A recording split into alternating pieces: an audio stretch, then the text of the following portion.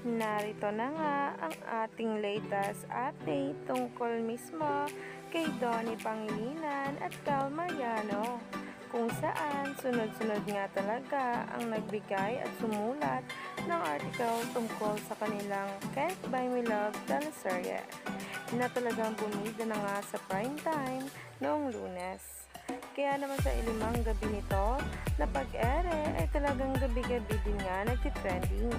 Kaya naman, narito na nga ang ating latest update tungkol dito.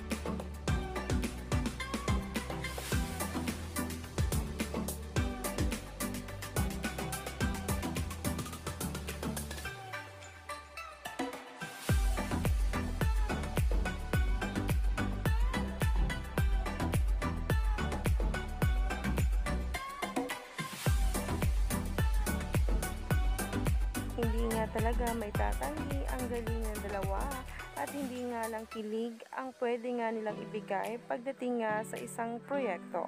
At talaga nga namang ngayong Can't Buy Me Love primetime bida teleserye nila ay inaabangan nga ng marami dahil marami na ang nahook sa kanilang tambalan ni Caroline at Bingo sa Can't Buy Me Love.